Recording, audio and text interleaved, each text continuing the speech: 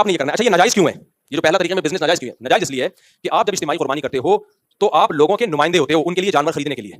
वकील मुवक्किल से कमीशन तो ले सकता है बता के। देखो, वकील की दो किस्में होती हैं। अब ये थोड़ा पेचीदा मसला हो जाएगा ना, आवाम को समझाना थोड़ा सा। वकील क्या कर सकता है? आपने मुझे कहा मुफ्ती साहब मेरे लिए गाय खरीदो, मैं गाय खरीदी आपके लिए, रास्ते में पहना दी किसी को मैंने महंगे दामों करके, क्या मैं प्रॉफिट रख सकता हूं? वो नहीं रख सकता। भाई आपने तो दूसरे के रिस्क पे खरीदी, अगर ये गाय मर जाती तो आप किससे पैसे लेते? उससे लेते। यार तुम्हारी गाय थी, उसको छीन के भाग गया, मैं तो तुम्हारे लिए लेने गया था, तो उस पर कोई प्रॉफिट नहीं रख सकते आप। जो एक्सपेंसेस आए हैं वो ले सकते हो, जो जितना खर्चा आया।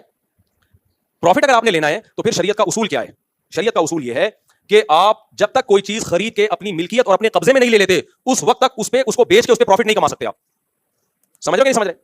मैंने भी इज्तिमाई कुर्बानी का बिजनेस किया, लेकिन बिजनेस बता के, और इस तरीके से जैसे मैं भी आपको बता रहा हूं, इस तरह से आप करें, कोई हमें एतराज नहीं। आप क्या कहेंगे? भाई ये मदरसा बिजनेस कर रहा है, ये मस्जिद का बिजनेस है, ये गफार भाई का जाती बिजनेस है। वो बिजनेस मस्जिद का भी हो सकता है, मस्जिद के लिए यानी मदरसे के लिए भी हो सकता है, और कोई इंडिविजुअल कोई फर्द भी बिजनेस कर सकता है। उसका तरीका ये होगा कि आपने ये नहीं कहना कि हमारे यहाँ इज्तिमाई कुर्बानी हो रही है, इतने का हिस्सा पड़ रहा है। आपने जानवर खरीदना है, फेसबुक पे उसकी तस्वीर डालनी है, यूट्यूब पे तस्वीर डालनी है, भाई ये जानवर है, एक हिस्सा हम 15,000 का फॉर एग्जांपल बेच रहे हैं।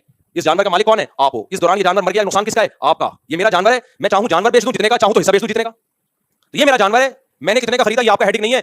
जो लोग खरीदना चाहते हैं 15,000 का एक हिस्सा है, खरीद लें। समझ रहे कि नहीं समझे? तो वो 15,000 का जब खरीदेंगे, दो दूसरे भी 15-15, तो ये 7 हिस्से आपने दूसरों को बेच दिए, गोया आपकी पूरी गाय बिक गई। उसमें जो प्रॉफिट हुआ वो किसका है?